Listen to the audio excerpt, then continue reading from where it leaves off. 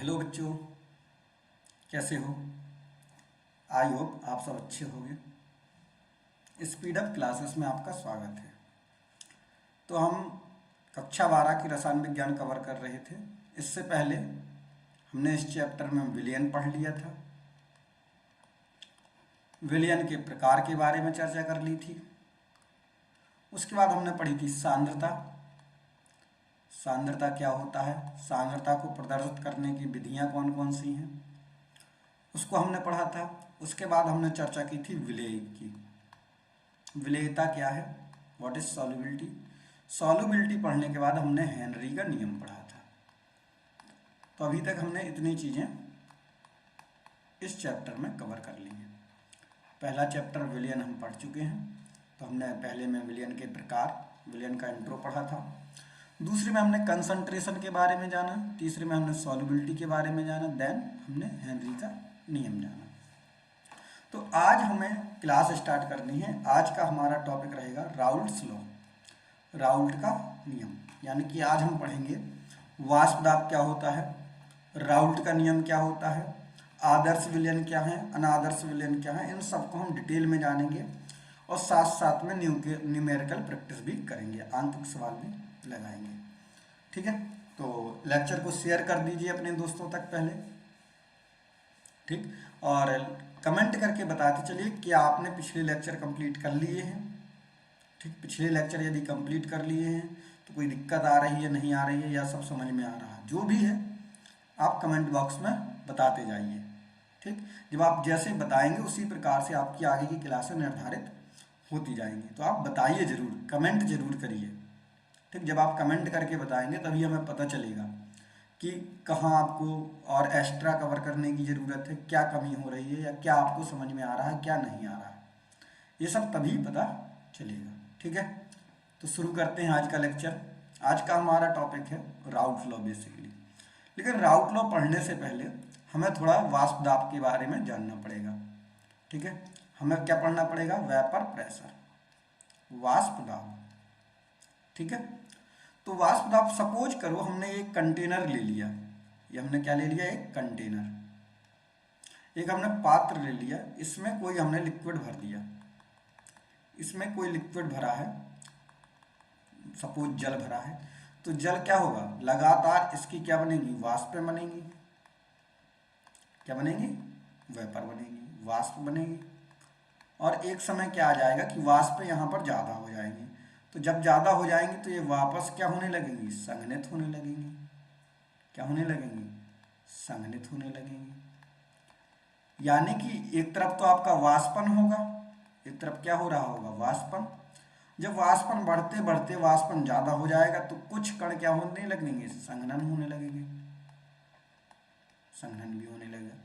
शुरुआत में वाष्पन ज्यादा हो रहा होगा, संघनन कम हो रहा होगा। लेकिन धीरे धीरे जैसे प्रक्रिया बढ़ेगी तो वाष्पन की दर घटती जाएगी और संघनन की दर बढ़ती जाएगी। एक समय ऐसा आएगा जब वाष्पन की दर और संघनन की दर क्या हो जाएंगी, बराबर हो जाएंगी। यानी कि जितना आपका वाष्पन हो रहा होगा उतना ही क्या हो जाएगा, संघनन होने लगेगा। जब ऐसी स्टेज आ जाएगी तो ऐसी स्टेज को क्या बोलेंगे हम, साम्य अवस्था बोलते हैं। क्या बोलते हैं, साम्य अवस्था। और इसी साम्य अवस्था पर विलयन की वाष्प जितना दाब सतह पर आरोपित करती है वही क्या कहलाता है, वाष्प दाब कहलाता है। ठीक है, जब किसी द्रव को बंद पात्र में रखा जाता है तो उसके कुछ कण सतह से निकलकर वाष्प बन जाते हैं। हमने बताया कंटेनर में रखेंगे, पात्र में रखेंगे तो वाष्पें बनेंगी। ठीक है, कुछ देर बाद वाष्प के कण फिर से क्या हो जाते हैं, द्रव में बदल जाते हैं, यानी संघनन होने लगता है। और क्या हो जाता है, एक समय पर वाष्प बनने की दर और संघनन की दर क्या हो जाती है, बराबर हो जाती है। और इसको कहते हैं हम डायनामिक इक्विलिब्रियम, गतिशील साम्य अवस्था कहते हैं। तो इस अवस्था पर, इस स्टेज पर, कौन सी, साम्य पर, जब साम्य स्थापित हो गया तो साम्य पर वाष्प द्वारा लगाया गया दाब ही क्या कहलाता है, वाष्प दाब कहलाता है। यानी कि साम्य कब होगा, साम्य तब होगा जब संघनन और वाष्पन की दर क्या हो जाएंगी, बराबर हो जाएंगी। और इसी कंडीशन पर, इसी अवस्था पर जितना दाब वाष्पें लगाएंगी वही क्या कहलाएगा, वाष्प दाब कहलाएगा। आई होप आपको बात समझ में आ गई होगी। ठीक है, यदि हम एक लाइन में परिभाषा देखें तो क्या है, वाष्प दाब वह दाब है जो किसी द्रव द्वारा बंद पात्र में एक निश्चित टेम्परेचर पर द्रव के साथ गतिशील साम्य की अवस्था में उत्पन्न होता है। ठीक, यानी कि वाष्प दाब क्या है, गैस जो है, जो वाष्प है, जो क्या है, वाष्प द्वारा लगाया गया दाब है। वाष्प दाब क्या है, वाष्प द्वारा लगाया गया दाब। और कब लगता है ये दाब, साम्यावस्था पर लगता है। कब लगता है, साम्यावस्था पर। आई होप इतनी बात आपको समझ में आ गई होगी। ठीक है, कोई दिक्कत? वाष्प दाब आपसे पूछेगा तो आपको बन जाना चाहिए। आगे हम पढ़ेंगे वाष्प दाब को प्रभावित करने वाले कारक, फैक्टर्स अफेक्टिंग वेपर प्रेशर। ऐसे कौन से कारक हैं जो वाष्प दाब को बढ़ाते हैं या वाष्प दाब को कम करते हैं, ये हमें जानना है। ठीक है, तो वन बाय वन डिस्कशन करते हैं इनका। पहला कारक जो है आपका वो है द्रव की प्रकृति, नेचर ऑफ लिक्विड। जो विलयन आपने बनाया है उसमें जो लिक्विड है वो किस नेचर का है।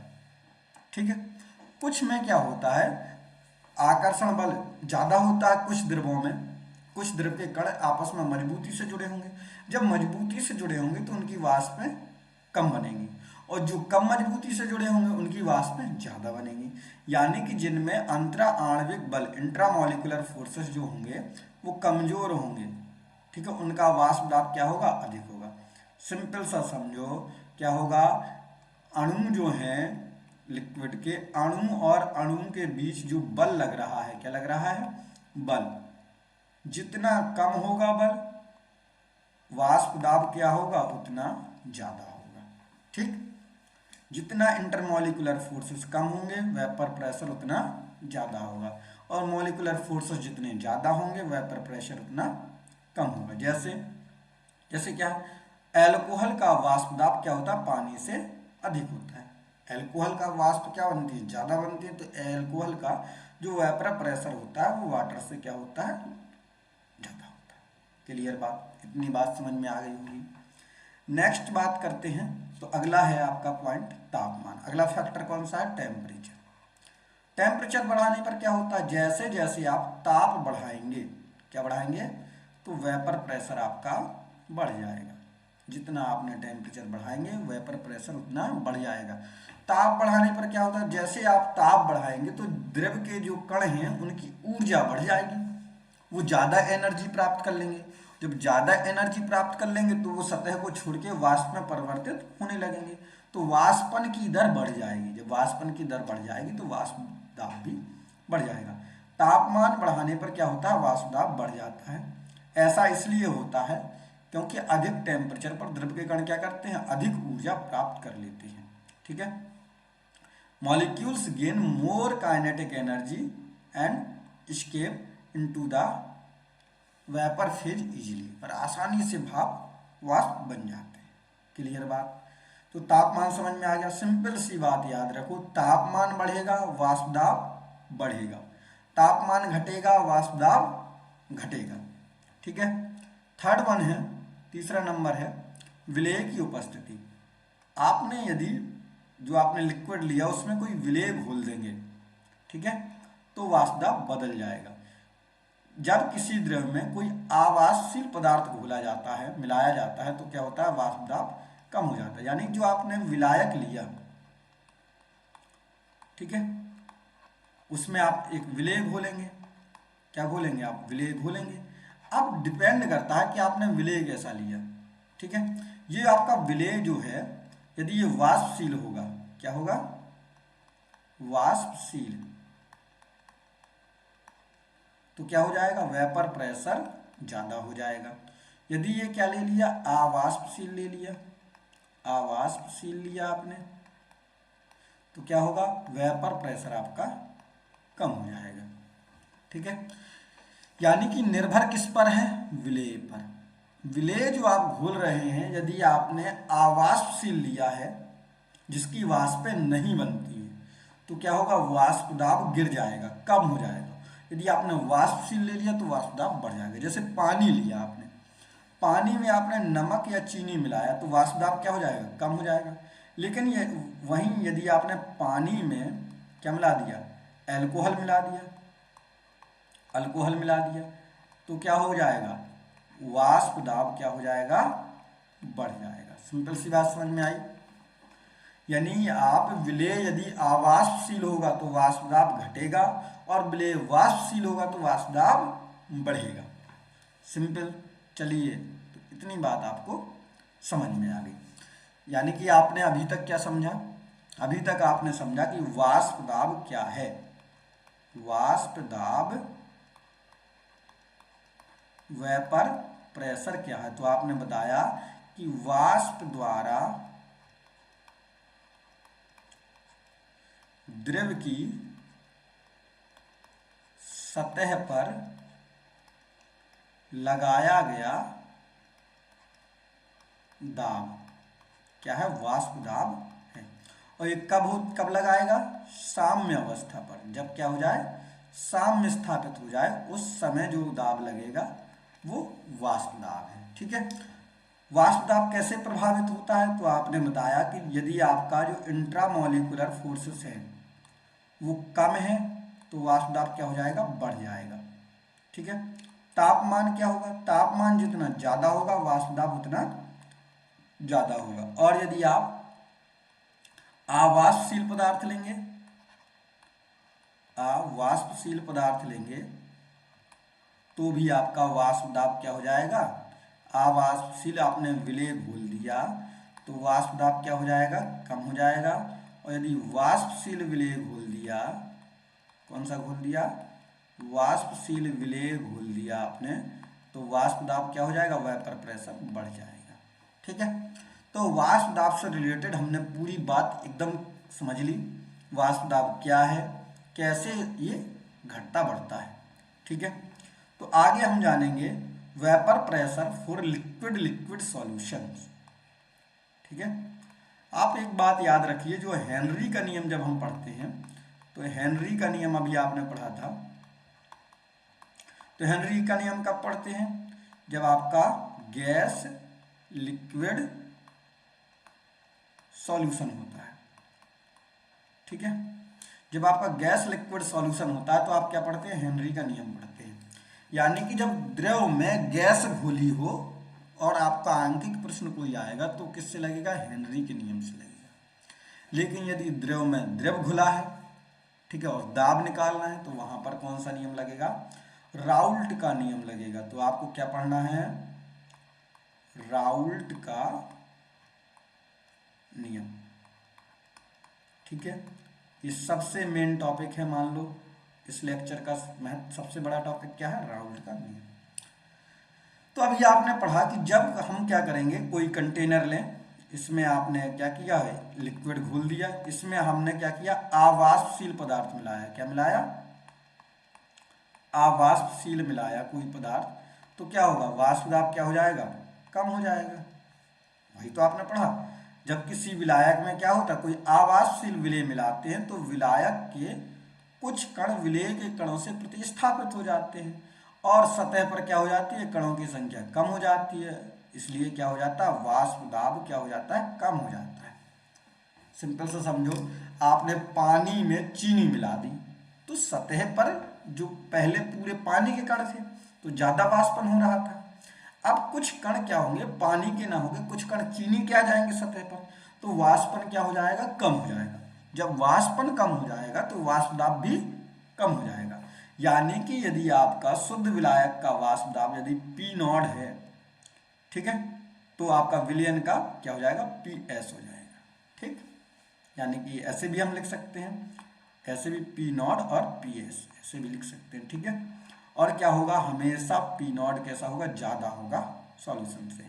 हमेशा क्या होगा, जो शुद्ध विलायक का वाष्प दाब होगा वो क्या होगा, विलयन से ज्यादा होगा। कब, जब हम अवाष्पशील पदार्थ मिला रहे हैं, नॉन वोलेटाइल सॉल्यूट मिला रहे हैं।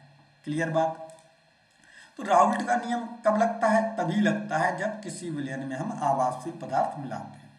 राउल्ट का नियम क्या कहता है, राउल्ट का नियम कहता है कि किसी आदर्श विलयन में प्रत्येक घटक का आंशिक वाष्प दाब उसके मोल प्रभाज के समानुपाती होता है। किसके समानुपाती होता है, मोल भिन्न या मोल प्रभाज के समानुपाती होता है। Partial pressure of each component is directly proportional to the mole fraction. यानी कि यदि हमें किसी का पार्शियल प्रेशर P1 निकालना है तो वो डायरेक्टली प्रोपोर्शनल किसके होगा, x1 के। ठीक है, घटती रूप में क्या लिख सकते हैं, मान लो कोई आपका कंपोनेंट है A, कोई घटक है A घटक है, ठीक है, और एक घटक क्या है, B है। दोनों को आपने मिला दिया और क्या बन गया, विलयन आपने बना लिया। विलयन में कौन कौन से हो गए, A प्लस B का विलयन बना लिया। तो यदि आपको PA निकालना है, A का आंशिक दाब निकालना है, तो क्या होगा, शुद्ध विलायक का दाब गुणा में मूल प्रभाज। क्या होगा, PA आपको निकालना है तो PA बराबर क्या होगा, P नॉड। ठीक है, PA का नॉड। यानी कि यदि A शुद्ध था, जब A अकेला था तो कितना वाष्प दाब था वो निकालना है, गुणा में उसका मूल प्रभाज करना है। यदि PB निकालना हो, आपको क्या निकालना हो, B का आंशिक दाब निकालना हो, तो जब B अकेला था तो उसका दाब कितना था, गुणा में B का मूल प्रभाज। ऐसे आप फाइंड आउट कर सकते हो। बात समझ में आ गई होगी। ठीक है, ये महत्वपूर्ण है। यदि आपको A का निकालना है तो शुद्ध A का वाष्प दाब लेना है, गुणा में A का मूल प्रभाज लेना है। और यदि B का आंशिक दाब निकालना है तो शुद्ध B का वाष्प दाब लेना है, गुणा में B का मूल प्रभाज लेना है। क्लियर बात। ठीक है, ये वही चीज लिखिए, PA क्या है, A का आंशिक दाब है, PA नॉट क्या, शुद्ध अवस्था में A का वाष्प दाब है। ठीक है, और X से क्या है, ये है A का मूल प्रभाज। ठीक, अब डाल्टन का नियम क्या कहता है, डाल्टन का नियम कहता है कि ढेर सारी गैसें मिली हूं और वो गैसें आपस में क्रिया ना कर रही हूं, तो जो टोटल प्रेशर होता है, P टोटल जो होता है वो किसके बराबर होता है, P1 plus P2 plus P3। यानी कि यहाँ पर P टोटल कितना हो जाएगा, एक तो A है और एक ये B है, तो P टोटल क्या हो जाएगा, PA प्लस में PB।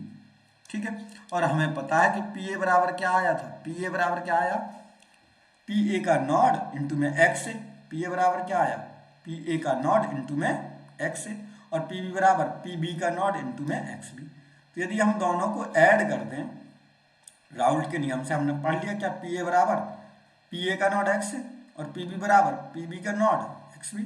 तो P टोटल कितना हो जाएगा, PA का नॉड x नॉड, और ये आपका आ जाएगा। क्लियर बात। इसको और यदि हम आगे बढ़ाएं, ठीक है, तो आपको पता है कि जो XA प्लस में XB हमेशा कितना होता है, 1।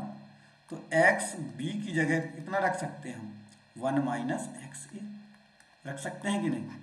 तो यहाँ पर यदि हम उठा के रख दें तो P टोटल बराबर क्या हो जाएगा, P not A XA plus में P not B 1 minus XA। ये बन जाएगा आपका फॉर्मूला। ठीक है, क्लियर बात। इतनी बात समझ में आपको आ गई होगी। तो राउल्ट का नियम सिंपल है। राउल्ट का नियम क्या कह रहा है कि कोई भी विलयन है, यदि हमने उसमें दो से अधिक चीजें मिला दी तो एक कंपोनेंट का जो आंशिक दाब होगा उस कंपोनेंट के उस घटक के मोल प्रभाज के समानुपाती होगा। उस समानुपाती का चिन्ह हटा देंगे तो एक आ जाएगा कांस्टेंट, जो क्या होगा, उस घटक का शुद्ध अवस्था में वाष्प दाब होगा। क्लियर बात। अब राउल्ट के नियम का यदि हम ग्राफ बनाएं तो ग्राफ कुछ इस प्रकार से बनता है। कैसे बनता है, यहां ऊपर की ओर हमने क्या ले लिया, वाष्प दाब ले लिया। क्या लिया, वाष्प दाब। यहां हमने क्या ले लिया, इसमें ले लिया हमने मोल प्रभाज। क्या ले लिया, यहां मैं लिख दे रहा हूं, नीचे ही लिख दे रहा हूं, थोड़ा इसको ऊपर कर ले रहे हैं।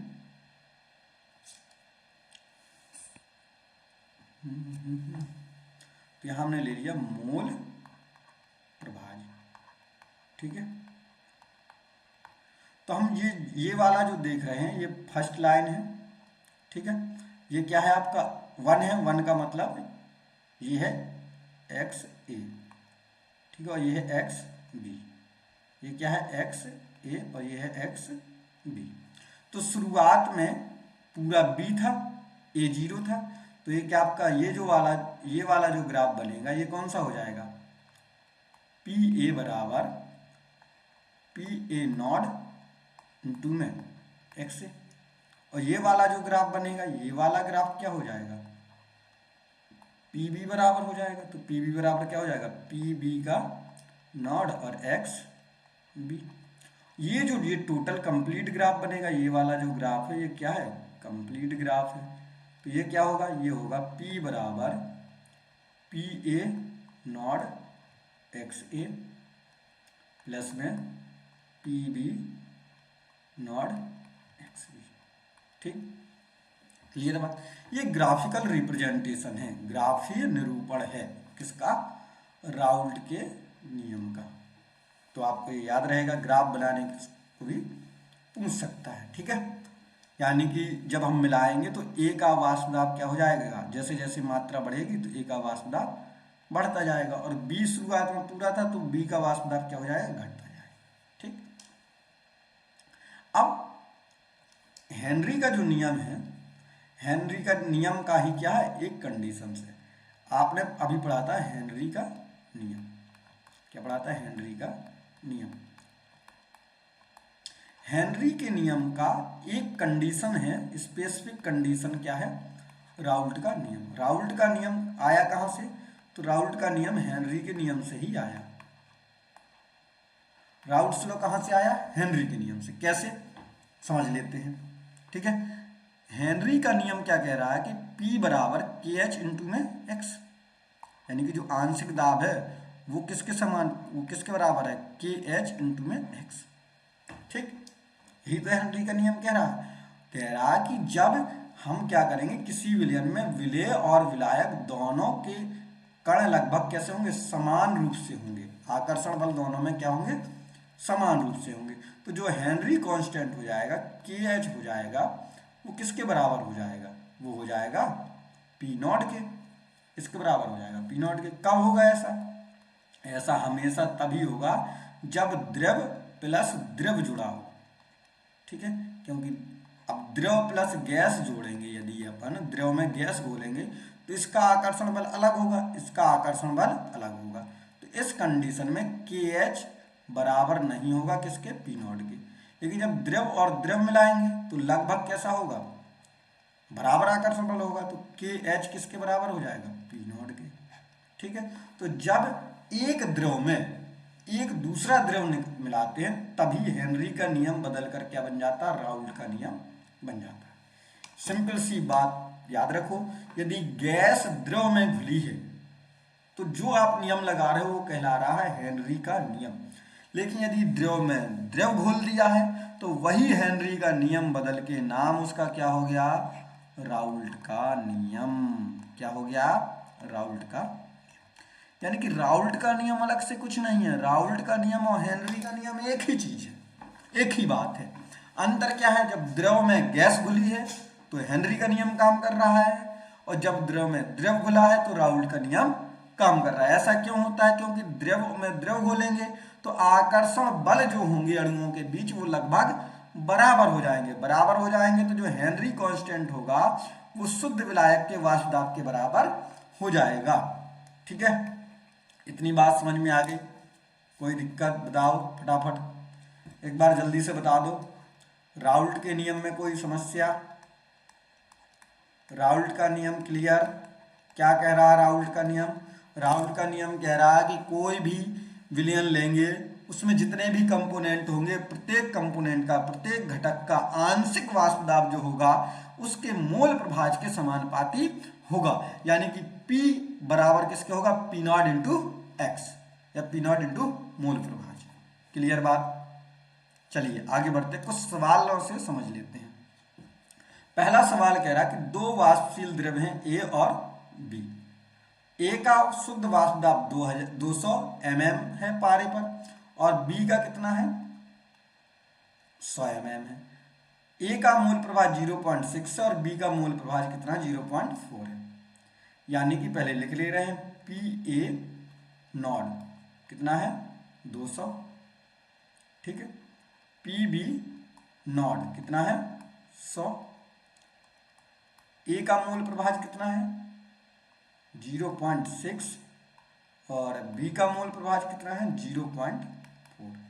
कह रहा कुल वाष्प दाब निकालना, P बराबर निकालना, तो P बराबर क्या हो जाएगा, पी ए का नॉड एक्स ए प्लस में पी बी का नॉड एक्स बी। ठीक, तो यदि हम निकालेंगे तो ये कितना हो गया 200 गुणा में 0.6 प्लस में 100 गुणा में 0.4, तो ये कितना हो गया 6 दूनी 12 यानी कि 120। और ये कितना हो गया इधर से, ये 40 हो गया। कितना हो गया 40, तो बराबर कितना आ गया 160, कितना आ गया 160 mm आ गया। काहे पे, पारे पे। समझ में आ गया ये सवाल? कोई दिक्कत सवाल में? ए का शुद्ध आंशिक दाब, जो शुद्ध वाष्प दाब दिया था वो 200 दिया था, बी का शुद्ध वाष्प दाब दिया था 100, ए का मूल प्रभाज दिया था 0.6 और बी का मूल प्रभाज दिया है 0.4। पहले हमने लिख लिया, फिर फॉर्मूला लगा दिया P बराबर, ठीक, P A naught x B plus में P B naught x B. ठीक, ये ए है, तो यहाँ पर हमने दोनों का रख के गुणा करा दिया, यहाँ पर दोनों का गुणा करा दिया, फिर दोनों को ऐड कर दिया तो आपका आ गया 160 mm। अगला सवाल देख लेते हैं। ठीक है, अगला सवाल कह रहा कि ए का शुद्ध वाष्प दाब कितना है 150 mm है, तो हमने लिख लिया पी ए नॉड कितना है 150। ठीक है, और एक्स ए कितना है, तो आपका 0.5 है। पी बी नॉट कितना है, तो दिया है 80 mm। ठीक है, और एक्स बी कितना है, तो ये आपका दिया है 0.5। तो आपका पी टोटल निकालना है, तो पी टोटल कैसे निकलेगा, पी नॉड पी ए का नॉड एक्स ए प्लस में पी बी का naught x B. P A का नॉट कितना 150 गुणा में 0.5 प्लस में 80 गुणा में 0.5, ये कितना हो गया 15 पना 75, तो ये आ गया 75 आ गया 75 प्लस 8 पन 40, तो ये हो गया 40। जोड़ के कितना आ गया, जोड़ के आपका आ जाएगा 115 mm Hg। क्लियर बात? कोई दिक्कत? आई होप इतनी बात समझ में आ गई होगी। ठीक है, तो ये दोनों सवाल समझ में आ गए। नहीं आ रहे हैं तो आप कमेंट करके बताओ। तीसरा सवाल देखते हैं, कह रहा कि एक शुद्ध जल का वाष्प दाब कितना है, तो पी नॉट कितना दिया है, पी नॉट दिया है 23.8 mm Hg, और एक्स डब्ल्यू है, ये वाटर का है, तो ये कितना दिया है, ये दिया है 0.90। तो कह रहा है इसका आंशिक दाब निकालना, तो आंशिक दाब क्या होता है, पी डब्ल्यू नॉट इंटू में एक्स डब्ल्यू हो जाएगा, तो ये कितना हो जाएगा 23.8 गुणा में 0.90, गुणा करा दो। जब आप गुणा करा देंगे तो कितना आ जाएगा, गुणा कराना 21.42 आ जाएगा mm Hg। ठीक, क्लियर बात? तो आई होप आपको सवाल बन जाएंगे। सिंपल से सवाल आते हैं, ठीक, ऐसा ही आपके सवाल आएंगे राउल्स के नियम से। ठीक, आगे बढ़ें। आगे आपको पढ़ना है आइडियल और नॉन आइडियल सॉल्यूशन। आदर्श और, इसको काट देते हैं, आदर्श और आदर्श दो बार लिख गया। यहाँ आपको पढ़ना है अनादर्श, आदर्श व अनादर्श विलयन, आइडियल और नॉन आइडियल सॉल्यूशन। क्या पढ़ना है आपको, आइडियल और नॉन आइडियल सॉल्यूशन। आदर्श विलयन क्या है, अनादर्श विलयन क्या है, ये आपको पढ़ना है। आदर्श विलयन क्या होते हैं, ऐसे विलयन जो क्या करते हैं, राउल्स के नियम का, राउल्स का जो लॉ है जिसको क्या करते हैं, फॉलो करते हैं, जिसको क्या करते हैं, पालन करते हैं, राउल्ट के नियम का जो पालन करते हैं वो क्या कहलाते हैं, आदर्श विलयन कहलाते हैं। ऐसे विलयन जो हमेशा राउल्ट के नियम का पालन करते हैं वो क्या कहलाते हैं, आदर्श विलयन कहलाते हैं, और जो पालन नहीं करते हैं वो क्या कहलाते हैं, अनादर्श विलयन कहलाते हैं। सिंपल सा, एक एक लाइन में आपको याद हो जाएगा। आदर्श विलयन क्या है, तुरंत आप बता सकते हो, ऐसे विलयन जो क्या करते हैं, राउल्ट के नियम का पालन करते हैं, क्या कहलाते हैं, आदर्श विलयन कहलाते हैं। अनादर्श विलयन क्या होते हैं, ऐसे विलयन जो राउल्ट के नियम का पालन नहीं करते। जैसे हम समझ लेते हैं थोड़ा डिटेल में, जो राउल्ट के नियम का सभी सांद्रताओं का पालन करते हैं क्या कहलाते हैं, आदर्श विलयन कहलाते हैं। आदर्श विलयन में क्या होता है, डेल्टा एच बराबर क्या होता है, 0, और डेल्टा वी बराबर क्या होता है, 0। याद रखना है, आदर्श विलयन यदि आप बनाएंगे तो ऊष्मा परिवर्तन नहीं होता। क्या नहीं होता, ना तो ऊष्मा अवशोषित होगी ना ही मुक्त होगी, और आयतन परिवर्तन भी नहीं होता। यानी कि विलयन जब आप बनाओगे, ए और बी ले रहे हो, तो ना तो आयतन घटेगा ना ही बढ़ेगा, जितना आप आयतन मिला रहे हो उतना ही आयतन रहेगा। जैसे बेंजीन और टालवीन का जो आपका विलयन है, एन हेक्सेन और एन हेप्टेन का जो विलयन है, ये कैसे हैं, आदर्श विलयन है। कैसे हैं, आदर्श विलयन। समझ में आ गई बात, ठीक। आदर्श विलयन में आपको दो कंडीशंस बहुत अच्छी तरह से याद रखनी है। कई बार पूछी जाते हैं कि आदर्श विलयन के लिए डेल्टा एच कितना होता है, ऊष्मा परिवर्तन कितना होता है, एंथैल्पी चेंज कितना होता है, तो आप बताएंगे कि एंथैल्पी चेंज होता ही नहीं है, 0 होता है। ठीक है, आपसे ऑप्शन आ जाएगा कि डेल्टा एच कैसा होगा आदर्श विलयन के लिए, एक बार कह देगा पॉजिटिव, एक बार कह देगा निगेटिव, एक बार कह देगा 0, एक बार कह देगा नन ऑफ दीज। तो आप यहीं फंस जाओगे। तो आपको याद रखना है कि डेल्टा एच कितना होता है, 0, और डेल्टा वी भी कितना होता है, 0। अब अनादर्श विलयन क्या है, अनादर्श विलयन वो विलयन है, ठीक है, जो राउल्ट के नियम का पालन नहीं करते। इसमें क्या होता है, डेल्टा एच कैसा होता है, नॉन जीरो होता है, और डेल्टा वी भी क्या होता है, नॉन जीरो होता है। ठीक है, 0 नहीं होगा। अब ये घट भी सकता है आयतन और बढ़ भी सकता है, ऊष्मा उत्सर्जित हो भी सकती है और अवशोषित भी हो सकती है। डिपेंड करता है कि जो राउल्ट्स के नियम से विचलन हो रहा है, ठीक है, ये क्या करते हैं, राउल्ट्स के नियम से विचलन दर्शाते हैं। ये क्या करते हैं, डेविएशन दिखाते हैं, deviation from Raoult's law. Raoult law से क्या करते हैं, विचलन दिखाते हैं ये विलयन। अब विचलन होता है दो प्रकार का, राउल्ट लॉ से कितने प्रकार का विचलन दिखाते हैं, तो धनात्मक विचलन दिखा सकते हो और ऋणात्मक विचलन दिखाते हैं। तो उन्हीं विलयन के आधार पर इसमें ऊष्मा परिवर्तन क्या होगा, या तो प्लस में होगा या निगेटिव में होगा। ऐसे आयतन परिवर्तन या तो प्लस में होगा या निगेटिव में होगा। जैसे हम बात करें एथेनॉल और पानी, कैसा नॉन आइडियल सॉल्यूशन है। एसीटोन और क्लोरोफॉर्म, ये भी कैसा नॉन आइडियल सॉल्यूशन है। बात समझ में आई। आदर्श और अनादर्श विलयन आई होप बिल्कुल क्लियर हो गया, क्रिस्टल क्लियर। आदर्श विलयन क्या है, जो राउल्ट के नियम का हमेशा पालन करते हैं वो आदर्श विलयन कहलाते हैं। इनके लिए डेल्टा एच और डेल्टा बी क्या होता है, 0 होता है। अनादर्श विलयन क्या होता है, नॉन आइडियल सॉल्यूशन क्या होता है, ऐसे विलयन जो राउल्ट के नियम का पालन नहीं करते वो अनादर्श विलयन हो गए। इनके लिए डेल्टा एच और डेल्टा वी नॉन जीरो होता है। अब आगे बात करें राउल्ट्स के नियम से विचलन, तो हमने बताया कि जब कोई विलयन राउल्ट के नियम का पालन नहीं करता तो उसको विचलन कहते हैं। और विचलन कितने प्रकार का होता है, 2 प्रकार का, पॉजिटिव डेविएशन होगा और नेगेटिव डेविएशन होगा। ठीक है, तो हम बात करेंगे एक क्रम से एक एक की बात कर ले रहे हैं। पहले हम बात कर ले रहे हैं धनात्मक विचलन की, पॉजिटिव विचलन की। पॉजिटिव विचलन क्या है, जब वास्तविक वाष्प दाब राउल्ट के नियम से प्राप्त वाष्प दाब से अधिक हो।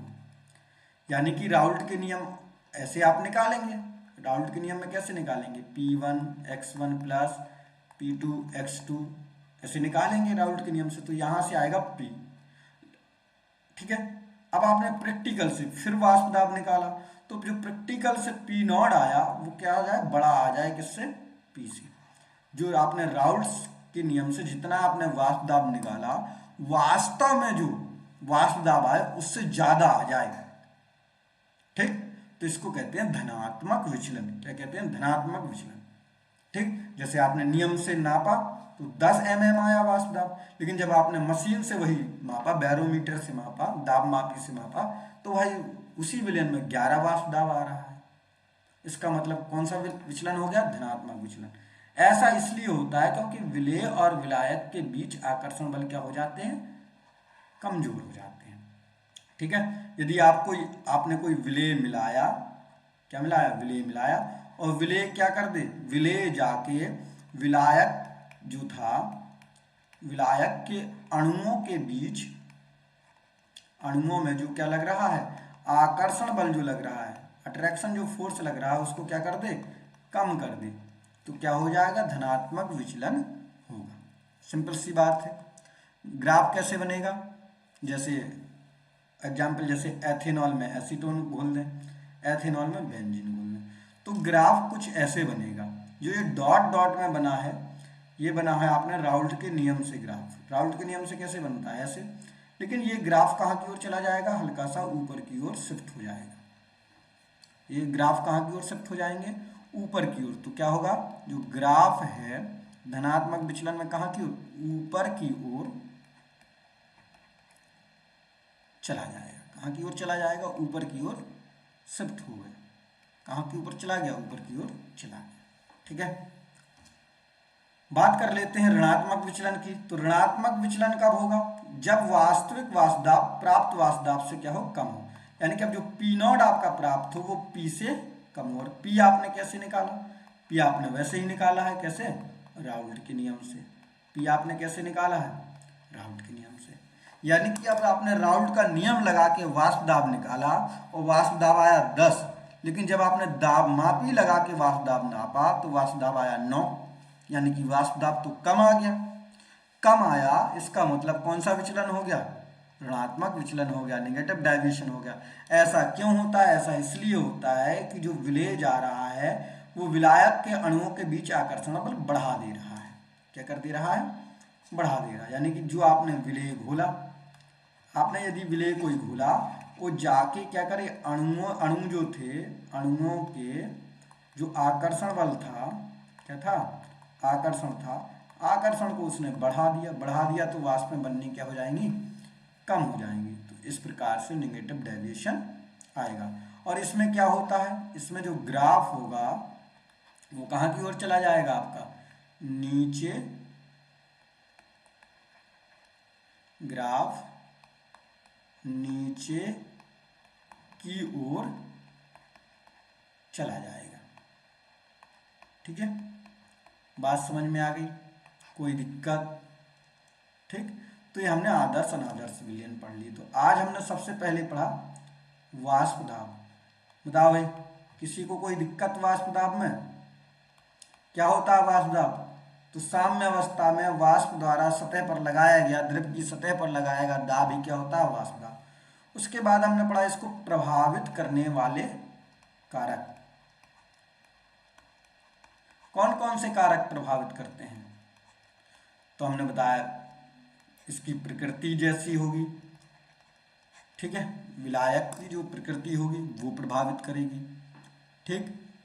ताप प्रभावित करेगा, आप पदार्थ घोल कौन सा रहे हैं वो प्रभावित करेगा। उसके बाद हमने महत्वपूर्ण चीज पढ़ी, राउल्ट का नियम। क्या पढ़ा, राउल्ट का नियम। तो राउल्ट का नियम क्या कहता है, राउल्ट का नियम कहता है कि जो P है वो किसके प्रोपोर्शनल होता है, x के प्रोपोर्शनल होता है। यानी कि P बराबर क्या हो जाएगा, P नॉट x। ठीक, किसी भी कंपोनेंट के लिए जो आंशिक दाब होगा वो किसके समानुपाती होगा, मोल प्रभाज के समानुपाती होगा। उसके बाद हमने पढ़ा आदर्श विलयन। क्या पढ़े हमने, आदर्श विलयन और अनादर्श विलयन। इनमें भी कोई दिक्कत नहीं होनी चाहिए, कोई डाउट आ रहा है तो अभी बताते जाओ। अनादर्श विलयन, उसके बाद हमने पढ़ लिया राउल्ट के नियम से विचलन। क्या पढ़ लिया, राउल्ट के नियम से विचलन। तो इतना हमने आज पूरा कवर कर लिया, ठीक है। तो आपका इसके बाद जो बच रहा है वो बची है कॉलिगेटिव प्रॉपर्टी, अणुसंग गुणधर्म। तो नेक्स्ट क्लास से हम अणुसंग गुणधर्मों को शुरू करेंगे। आज के लिए इतना पर्याप्त है, मिलते हैं नेक्स्ट लेक्चर में, तब तक के लिए धन्यवाद।